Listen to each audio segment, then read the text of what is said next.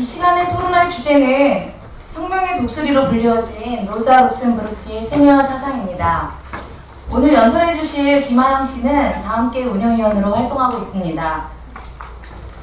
그러면 김하영 씨의 연설을 듣도록 하겠습니다. 예, 요즘 그 인터넷 상에서 혹은 뭐 그 외 자료에서 로자 룩셈부르크에 대해서 찾아보면 주로 여성이라는 측면이 많이 부각이 되고 있습니다. 그녀도 여성인지라 레오 요기에스의 사랑이 울고 웃었네 이런 것이 주요의 내용이죠. 물론 어떤 사람들의 생애에 이런 측면이 없겠습니까마는 사실 로자 룩셈부르크가 살았던 시절에 그녀는 매우 다른 측면에서 다른 이미지로 그려졌던 인물이었습니다. 독일에 있는 지배계급과 특히 개량주의자들은 로자 룩셈부르크를 악몽 같은 존재로 여겼습니다. 당시에 독일에서 발간되고 있었던 부르주아 일간지에서 로자에게 붙여준 별명이 하나 있었는데 그거는 휘발유통이라는 거였습니다. 마치 사시미파 같은 그런 느낌을. 그러나 마르크스 이래의 최고의 두뇌였다고 그렇게 이야기가 되고 있고, 그리고 그녀의 심장, 열정, 그리고 온갖 자신의 삶마저도 혁명에다 다 바쳤던 로자 룩셈부르크의 생애는 오늘날 혁명적 사회주의자들에게, 그리고 특히 어쩌면 여성 사회주의자들에게 세기를 뛰어넘어서 커다란 영감을 주고 있는 것 같습니다. 로자 룩셈부르크는 1871년도, 그러니까 레닌의 바로 다음 해에 태어났는데 폴란드의 한 유태인 가정에서 태어났습니다. 로자 룩셈부르크는 억압받는 민족이었던 폴란드에서 태어났고, 그것도 유태인으로, 여성으로 여러 가지 몇 중의 억압을 안고 굴레를 안고 태어났습니다. 그리고 어릴 적에 알았던 골반 관절염 때문에 평생 동안 장애를 안고 살고 있었죠. 근데 이런 그녀는 매우 어린 나이에서부터 사회주의 운동에 큰 관심을 가지고 있었습니다. 아마도 그녀를 이런 길로 인도했던 것은 당시 폴란드 사회의 억압적인 상황을 반영하고 있었던 학교 교육 때문이 아니었는가 하고 생각이 드는데, 왜냐하면 당시 폴란드 학교는 러시아화가 진행되고 있었기 때문에 폴란드어를 사용하지 못했을 뿐만 아니라, 특별히 그녀가 다녔던 학교는 그녀 자신이 유태인이었는데 유태인의 정원을 엄격하게 제한을 하고 있었습니다. 그래서 이런 억압적인 상황에 학생들이 저항을 많이 했고, 로자 룩셈부르크도 그 중에 하나였던 것이죠. 그러나 물론 로자 룩셈부르크는 이런 문제에만 자신의 관심을 제한하지는 않았습니다. 벌써 16살 때 그녀는 프롤레타리아트라는 그런 혁명 정당에 가입해서 활동을 했죠. 로자 룩셈부르크가 이 당에 가입하기 1년 전에 이 당의 지도자 4명이 잡혀서 처형당하는 일이 벌어졌습니다. 그럼에도 불구하고 로자는 이 당에 들어가는 것을 서슴지 않았고, 그리고 이 당에 들어간 지 불과 몇 년 안 돼서 1889년에 로자 룩셈부르크도 경찰에 쫓기는 신세가 됐습니다. 그래서 그녀의 동지들은 그런 로자 룩셈부르크가 깜빵에 왔다 갔다 하는 일보다는 외국에서 훌륭한 활동을 하는 것이 낫다고 생각되어서 로자 룩셈부르크에게 망명을 보냈고, 이런 동지들의 권고에 어쩔 수 없이 스위스로 망명을 하는 결정을 내리게 되죠. 이 스위스에서 그녀는 몇 년 동안 대학에서 공부를 하고 곧이어서 당시의 국제노동운동의 중심지였던 독일로 떠나게 됩니다. 그리고 여기서 이 독일로 향하자마자 그녀는 자신의 모든 열정을 다 바쳐서 독일 노동운동에 헌신을 하기 시작했죠. 독일에 그녀가 처음 갔을 때 로자 룩셈부르크가 처음 맞닥뜨렸던 문제는 바로 수정주의의 대두였습니다. 저는 오늘 4가지 주제로 나누어서 이야기를 하려고 하는데, 어제 레닌의 강연을 교훈 삼아 4가지를 다 할 수 있도록 노력을 했고 있어요. 첫 번째 것이 수정주의 논쟁, 즉 개량주의와의 투쟁이었습니다.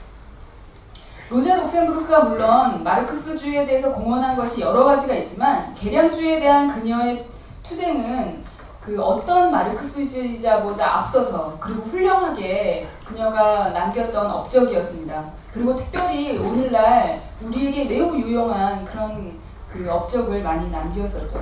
동시대 혁명가들도 물론 개량주의에 맞서 싸웠습니다. 레닌도 그랬고 트로츠키도 그랬죠.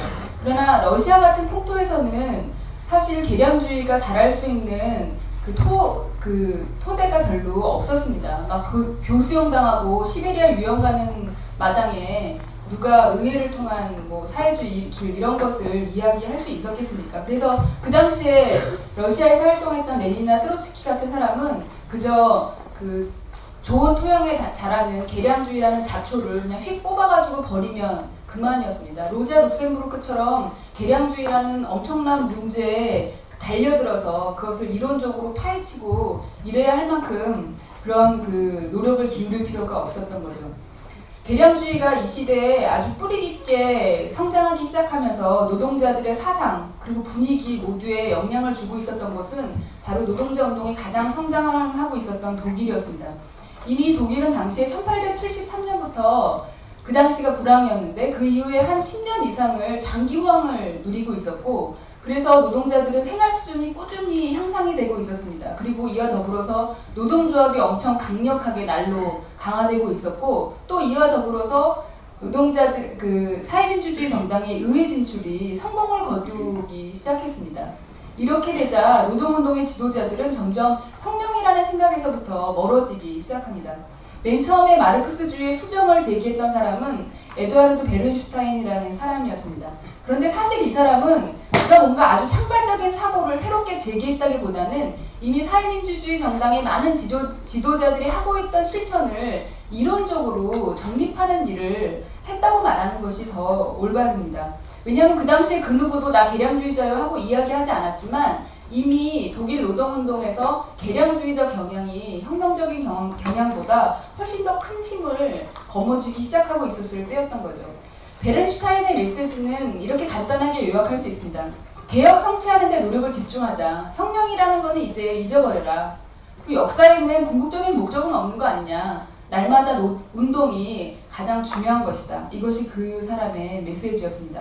그래서 그는 의회를 통한 점진적인 개혁을 찬양했고 사실상 혁명이라는 거는 전제정 아래에 있는 러시아 같은 그런 후진적인 나라에서나 아주 야만적으로 벌어지는 행동이지 의회가 성립되고 이런 나라에서는 가능한 일이 아니라고 생각을 했습니다.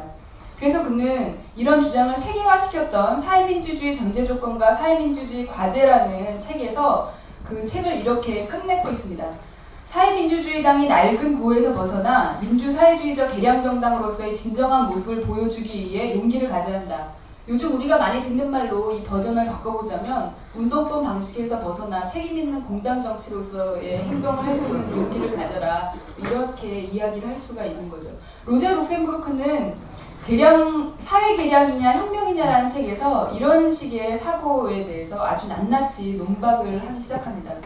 우선 경제적으로 그는 신용제도라든지 트러스트 그리고 카르텔 덕분에 자본주의가 더 이상 위기를 겪지 않아도 되게 생겼다라는 이런 베른슈타인의 주장에 대해서 정반대 의견을 제시합니다. 즉 이런 그 제도들이 오히려 자본주의의 위기를 심화시키고 불안정하게 만든다고 로자 룩셈부르크는 지적했던 거죠. 그리고 베른슈타인은 또 노동조합이 사회주의를 위한 경제적인 수단이고 의회는 사회주의를 위한 정치적인 수단이다 하고 이런 방식으로 생각을 가지고 있었습니다. 그러나 로자 룩셈부르크는 이런 생각에도 완전하게 거부를 했죠. 사회주의로 가는 의회적 길이 있느냐라는 이런 논쟁이 한참 있을 때 때마침 프랑스 사회주의자들이 의회를 통한 권력 장악이라는 것처럼 보였던 그렇게 불렸던 이 실천을 하나 하고 있었습니다. 그것은 무엇이었냐면 1899년에 사회당의 밀레랑이 파리 꼬민을 아주 잔혹하게 진압을 했던 갈리페라는 장군과 함께 연립 내각에 들어갔던 것이죠. 로자 룩셈부르크는 이 실험을 굉장히 유심하게 관찰을 하게 됩니다. 그리고 그녀는 이 사회당의 연립 내각에 들어간 일이 노동자들을 사회주의로 점진적으로 안내하기는커녕 오히려 노동자들이 체제에 저항할 수 없도록 손발을 묶게 만든다는 결론을 내리게 됐죠. 그래서 그녀는 이렇게 이 경험을 정리했습니다. 계량주의자들이 이른바 현실정치라고 말하는 것, 우리도 많이 듣죠. 우리 현실정치 감각이 없다는 얘기 많이 듣는데 이런 계량주의자들이 말하는 현실정치는 노동자 계급에게는 가장 비현실적인 것으로 입증되었다 하고 이미 당시에 로자 룩셈부르크는 교훈을 얻고 있죠. 또 로자 룩셈부르크는 노동조합이 임금 수준에 영향을 주긴 하지만 그 자체로 임금 체제 자체를 없앨 수는 없다 하고 베른슈타인에게 답변합니다. 로자 룩셈부르크가 이때 이 논쟁을 하면서 노동조합을 시시포스의 노동, 즉 끊임없이 반복해야 되는 불가피한 헛고생이라는 이런 그 비유를 하게 되자 독일의 노동조합 지도자들은 그녀에 대해서 이를 갈기 시작합니다.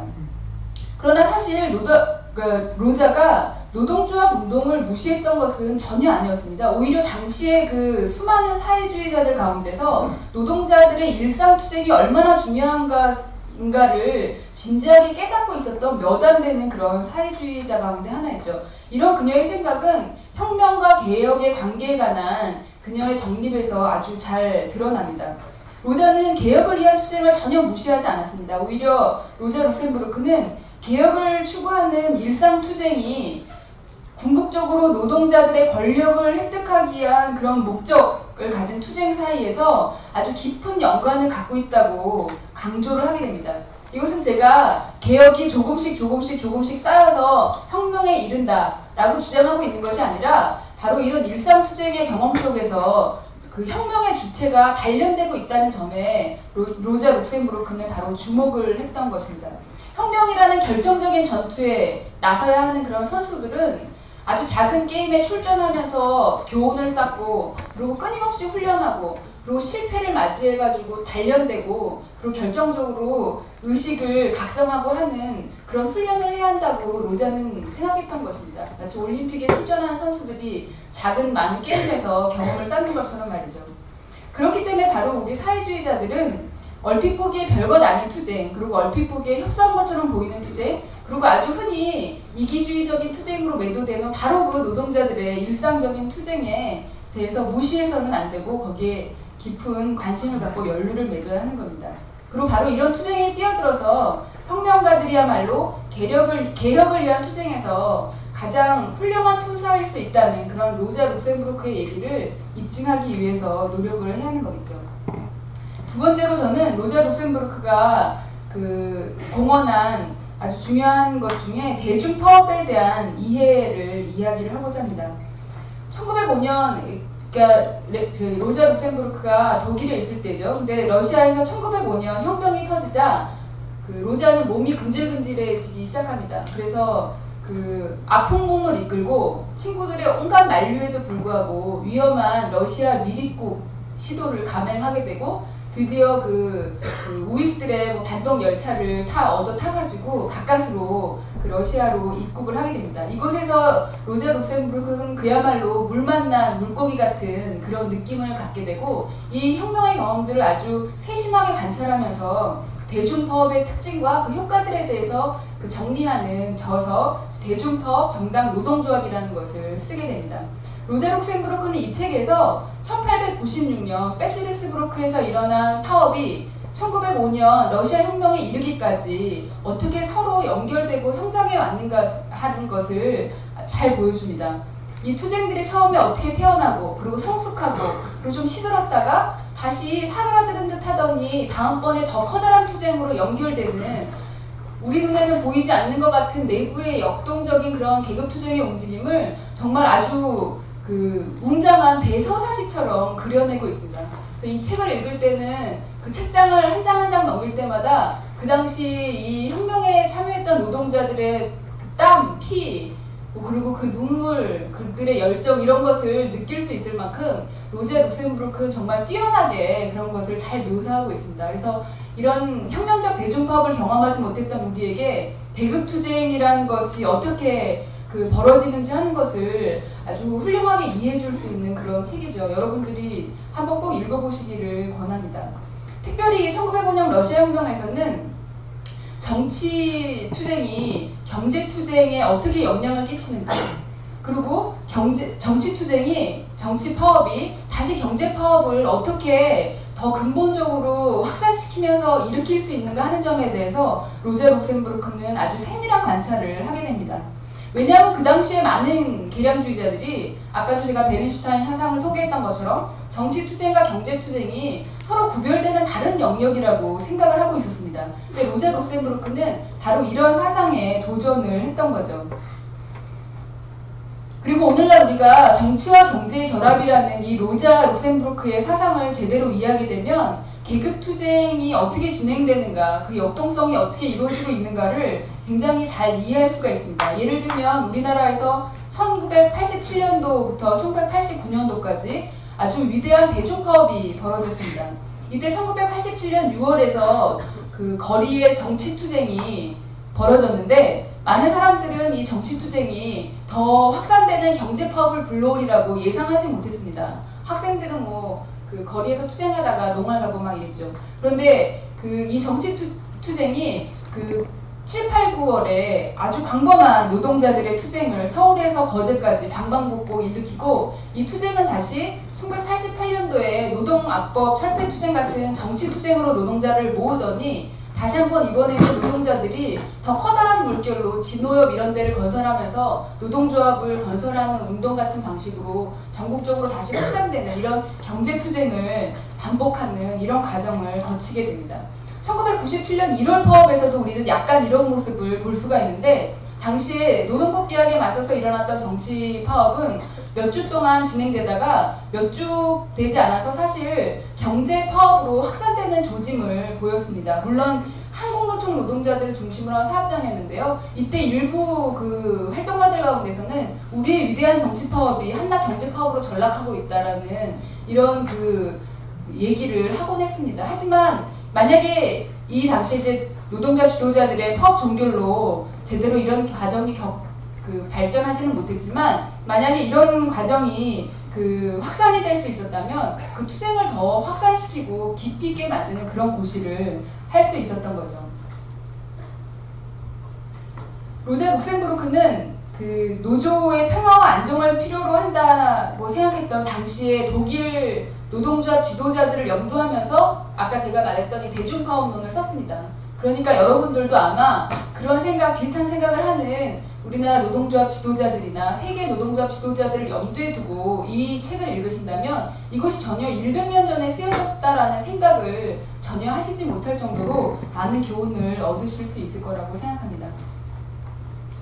세 번째로 저는 로자 룩셈부르크가 제국주의 전쟁에 맞서는 투쟁에서 어떤 공헌을 했는가 하는 점을 이야기를 하겠습니다.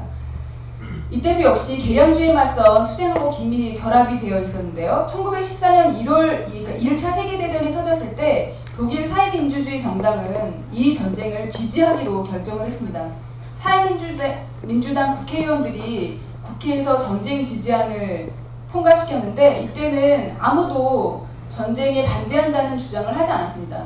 그 4개월 뒤인 12월 달에 가서 다시 한번 전쟁에 대한 재신임을 물었을 때 칼 리프크네이트가 전쟁에 대해서 반대하는 주장을 하고 그것이 아주 커다란 그 파문을 일으켰는데 이때 그 칼 리프크네이트는 8월 달에 노동조합 지도자들이 규율이라는 명목으로 그 당의 대표단, 의원단들에게 전쟁에 반대하지 못하게 했다는 것을 폭로하면서 이런 규율이라는 것이 얼마나 형식적이고 가치없는 것인가 하는 그런 주장을 하면서 전쟁 반대 목소리를 내기 시작했습니다. 근데 어쨌든 이 사회민주주의 정당의 지도자들이 전쟁에 찬성하는 주장을 했을 때 전 세계 제2인터내셔널에 모여 있었던 당시의 사회주의자들은 그 사실을 믿을 수가 없었습니다. 레닌조차 그것을 믿기 어려웠기 때문에 독일의 군장성들이 그 사회민주주의 정당 기간지인 전진을 조작했다고 생각을 했었죠. 그러나 그거는 사실이 아니었습니다. 실제로 사회민주주의 정당 지도자들이 전쟁을 지지하기로 했던 것이죠. 당시에 이런 그 3인당 지도부의 태도는 적어도 로자 룩셈부르크에게는 엄청나게 가슴이 아팠겠지만 그래도 전혀 새로운 것은 아니었습니다. 왜냐하면 로자 룩셈부르크는 그 이전에 이미 전조 현상들을 여러 차례 확인을 할 수 있었기 때문이죠. 1907년도 슈투트가르트에서 열렸던 제2인터내셔널 그 대회에서는 식민지위원회라는 소위원회가 사회민주주의자들이 식민지 문제를 어떻게 볼 것인가에 대한 주장을 내오게끔 했습니다. 그런데 이 당시 이 식민지위원회는 사회민주주의자들은 그 식민지의 필요성에 대해서 완전히 거부하면 안 된다. 그냥 식민지에 있는 원주민들의 권리에 대해서만 조금 신경을 써주면 될 뿐이지 그것을 완전히 거부해서는 안 된다는 입장을 가지고 있었는데 물론 다행히도 이때 그거는 부결이 되었지만 부결이 될 수 있었던 표수는 정말 간당간당한 그런 간발의 차이였을 뿐이었습니다. 또 1911년 독일이 그 모로코에 순항함을 보내서 그 당시에 세계의 그 군사적인 위기를 굉장히 고조시키고 긴장을 불러일으켰는데 그래서 당시에 제2인터내셔널 사무국에서는 자 우리 이 독일 제국의 행위에 맞서서 국제반정 공동행동을 하자. 이때도 국제반정 공동행동이 제기되고 했었죠. 그런데 독일 3인당은 그거에 대해서 거부를 했습니다. 이유는 무엇이었냐면 우리가 외무부 장관한테 확인해 봤더니 우리가 그런 위기를 불러일으키지 않았다더라 하는 게 표면적인 것이었고, 사실 속 내심은 그 식민지 정책에 대해서 아주 단호하게 거부하면 곧 다가올 국회의원 선거에서 제대로 표를 얻지 못할까봐 그것을 걱정했던 것이었습니다. 물론 이처럼 아주 노골적으로 식민지 정책에 대해서 지지하지 할 정도로 막 나가는 그런 사람이 아니었을지라도 사실 제국주의에 대한 입장은 혼란 그 자체였습니다. 일단 그 당시에 가장 위대한 마르크스주의자로 알려져 있었던 독일의 그 까우츠키는 제국주의가 자본주의의 필연적인 산물이 아니라는 점을 강조하는데 자신의 주장에 방점을 두었습니다. 그는 제국주의가 군부, 금융자본 아니면 몇몇의 그 소수의 음모에 의해서 벌어지는 것이지 자본주의 전체 논리하고는 아무 상관이 없다. 그리고 오히려 자본주의 전체를 이끌고 있는 중공업 부분의 공업 분야의 자본가들은 오히려 이런 제국주의적인 그 장벽을 싫어한다 하고 그는 이야기를 했습니다. 그래서 아무리 자본이 국경을 넘어서 뻗어나갈지라도 제국주의 같은 것이 안 생길 수 있다고 이른바 그 자신의 초제국주의론을 폈던 것이죠. 오늘날 우리는 자율주의자인 마이클 하트로부터 이와 아주 똑같은 얘기를 듣고 있습니다. 그는 얼마 전에 재계 지도자들은 자본의 흐름에 장벽을 만들어내는 제국주의를 동의하지 않을 것이다 라는 이런 주장을 편 바 있었고, 사실 우리 주변에 이런 제국주의에 대한 잘못된 이해들을 많이 발견하게 되죠. 당시 베른슈타인의 분석은 한층 안이한 상황이었습니다. 그는 평화에 대한 욕구는 인간 본성이다라고 이야기하면서 왜 부르주아 정치인들이 평화를 사랑한다는 얘기를 당신들은 믿지 못하냐, 그 사람들은 진심에서 그런 말을 하는 것이다 하고 이야기를 하고 있었습니다. 그리고 군축 같은 것을 실시하면 전쟁을 막을 수 있다고 그렇게 주장했죠. 그런데 그 베른슈타인이 인간 본성을 믿지 못한다고 하면서 세계전쟁의 위험은 없다고 경고한 지 불과 3년 만에 수많은 사람들을 학살한 1차 세계대전이 벌어지게 되죠. 이때 로제 룩셈부르크는 이미 1911년 평화의 환상이라는 글에서 이런 주장들을 낱낱이 논박을 하고 있습니다. 그녀의 핵심적인 주장은 자본주의와 제국주의, 즉 군국주의 논리가 하나로 연결되어 있다는 걸 이해하는 게 매우 중요하다는 것이죠. 만약에 우리가 자본가들에게 당신들을 군축해야 한다, 당신 정부는 군축해야 한다고 이야기한다면 그 정부는 군사를 자기네 나라로 끌어들인과 동시에 경제적인 불이익도 감수해야 할 것이라고, 그런 점을 우리가 이해해야 한다고 로제 룩셈부르크는 이야기를 했던 것입니다. 또 로제 룩셈부르크는 평화주의에 대해서도 아주 신랄하게 비난을 했는데요. 그녀는 그 제국주의가 심지어는 부르주아들 자신들의 이해관계에도 맞지 않는다고 하면서 이 점을 우리가 부르주아지들한테 알려줘야 한다라고 생각하고 있었던 당시의 평화주의자들에 대해서 비난을 했던 것입니다. 이것은 마치 오늘날 파병을 하는 것은 국익에도 맞지 않다는 것을 저들 자신이 잘 깨닫고 있지 못하니까 우리가 그것을 제대로 깨닫게 해주자, 국회의원들에게 그것을 알려줌으로써 파병을 처리하게끔 하자라는 그런 사상이랑 완전히 일치하는 그런 사상입니다.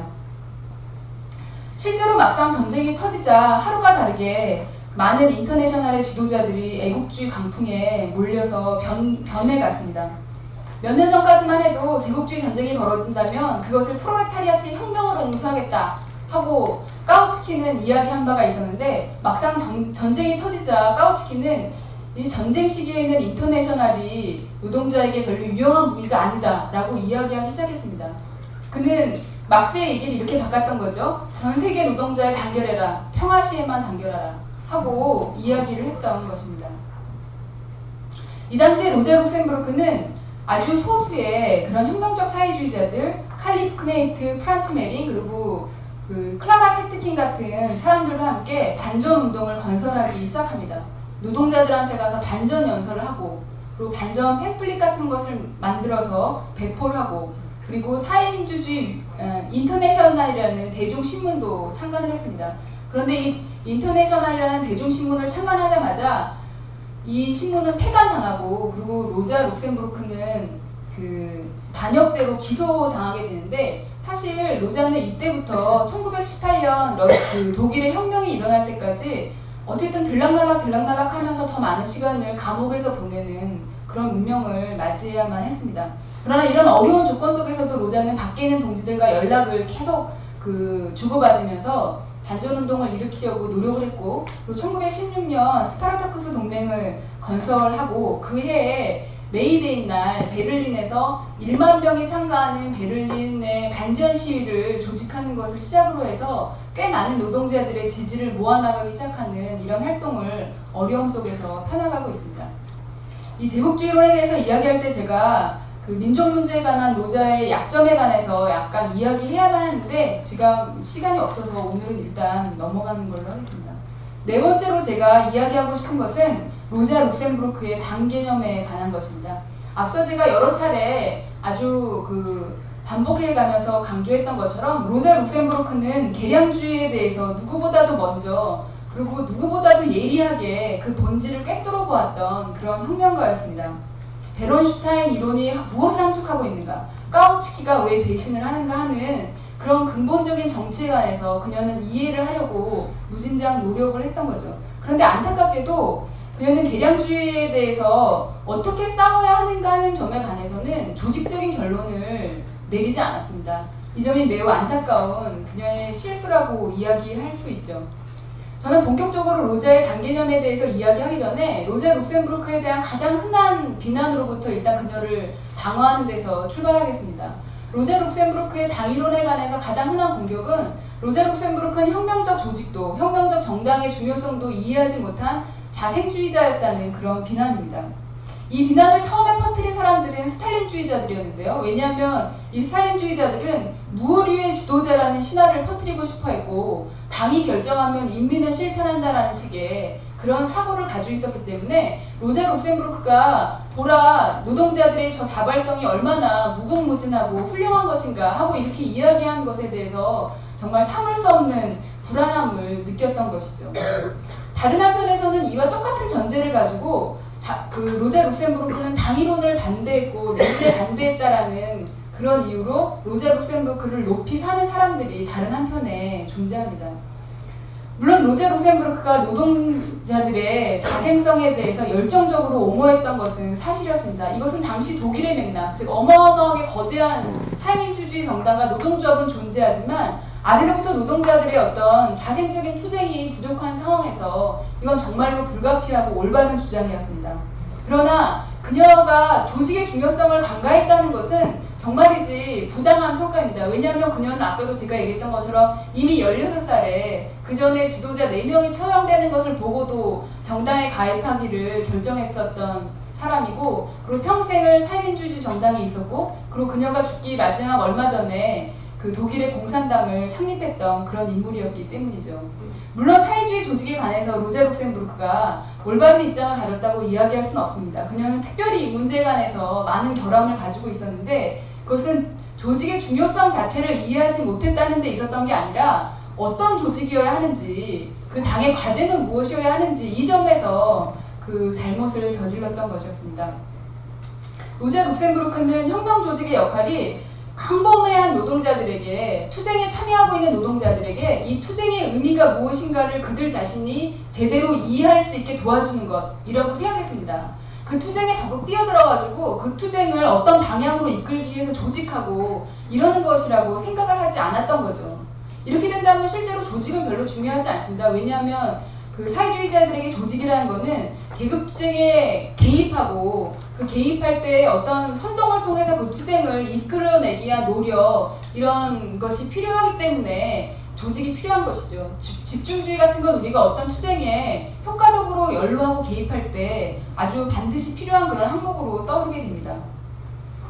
이런 관점 때문에 로자 룩셈부르크는 사실 사회민주주의 정당의 그 보수성을 눈앞에서 목도하면서도 그토록 오랫동안 그 당 안에 머물렀던 것이 아닌가 생각합니다. 왜냐하면 만약에 그 혁명적인 당이 해야 되는 역할이 선전이라면 그건 아주 소규모 당에서 하는 것보다는 엄청 거대한 당에서 하는 게 많은 사람들한테 선전을 하는 효과를 갖게 되니까 말이죠. 그래서 로자 룩셈부르크는 그 사회민주주의 정당의 정치적인 문제점, 그리고 그 조직상의 보수성, 이런 것들을 모두 이해하고 있었지만 생애의 거의 마지막 순간까지도 그것에 대한 조직적인 교정책, 어떤 대안을 제시하기보다는 그 안에 머무르는 결정을 내렸습니다.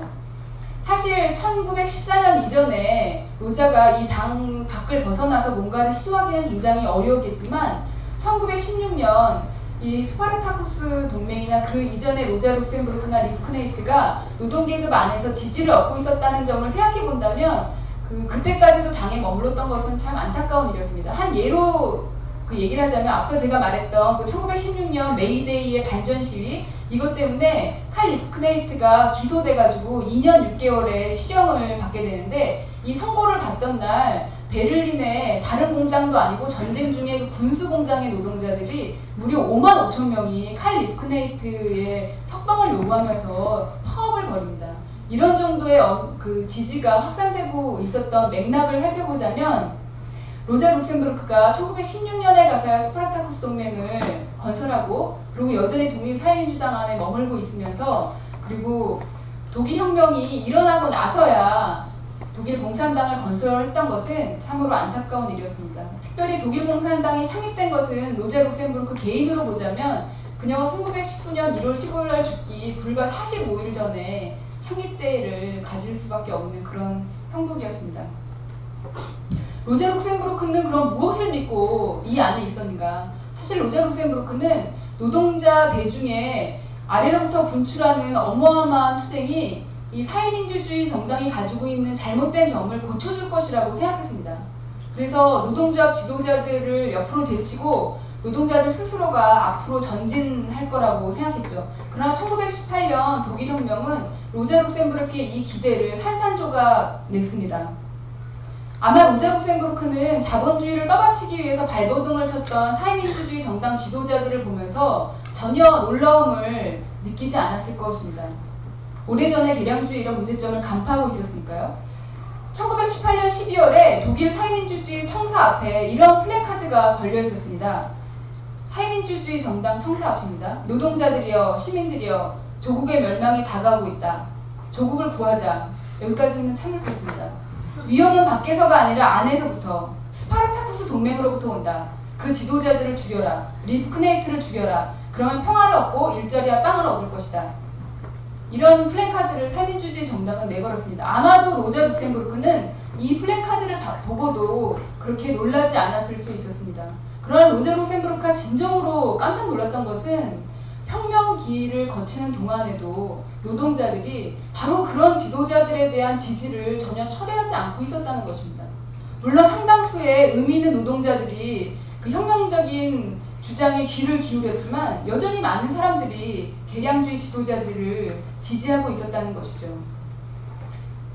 그래서 운동에 대한 계량주의자들의 통제력은 로자 사회민주주의 정당과 독립사회민주당 지도자들은 그 분출하는 대중에 의해서 옆으로 딱 제껴지기는커녕 오히려 이 운동 꼭대기에 올라가서 그 운동의 통제력을 유지하면서 그리고 그 당시 그 제국의 총참모부와 손을 잡고 혁명적인 세력들을 제거하는 혁명적 자력을 분쇄하는 역할을 할 수 있었던 것이죠.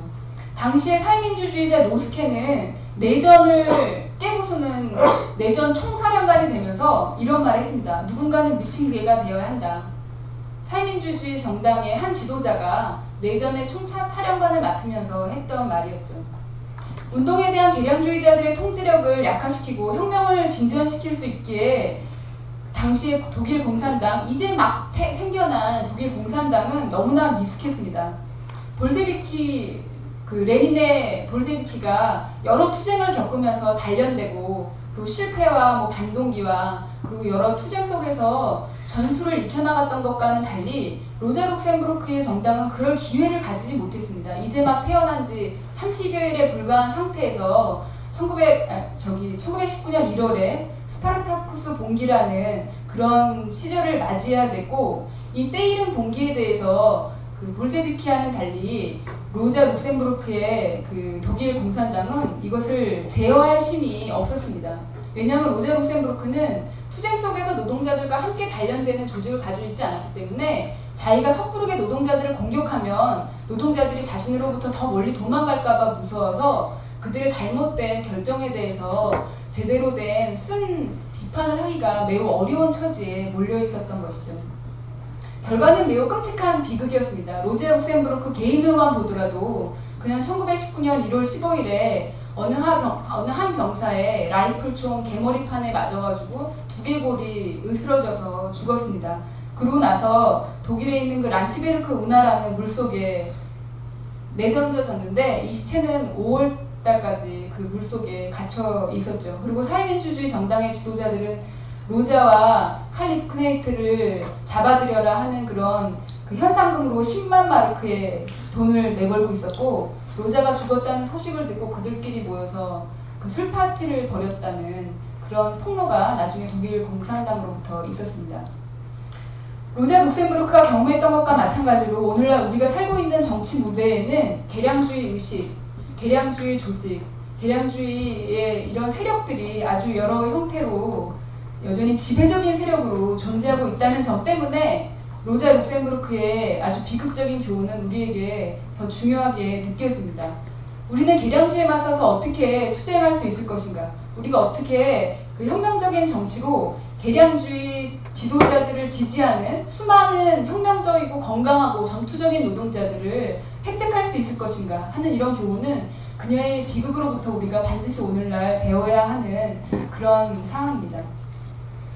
오늘날 세계적으로 아주 새로운 운동들이 많이 부흥을 하고 있습니다. 1999년 시애틀로부터 지금까지 이런 운동들이 계속 성장을 하고 있는데, 그러나 이런 새로운 면모 뒤에는 지난 세기에 있었던 여러 가지 물음들을 그 운동 안에 똑같이 담고 있는 것을 우리가 볼 수 있습니다. 로자 룩셈부르크가 부딪혔던 문제들의 그 운동은 여전히 봉착하고 있습니다. 계량인가 혁명인가, 그리고 제국주의 전쟁은 어떤 성격을 갖고 있는가, 그리고 혁명적인 조직의 역할은 무엇인가, 이런 많은 문제들이 그 로자 룩셈부르크와 우리 사이에 이런 과제라는 점에서 가교를 놓고 있습니다. 우리가 이런 문제들에 대처하는 데서 로자 룩셈부르크의 이론과 사상, 그리고 그의 실천, 업적뿐만 아니라 심지어는 실수까지도 우리에게 많은 교훈을 주고 영감을 줄 것이라고 생각합니다.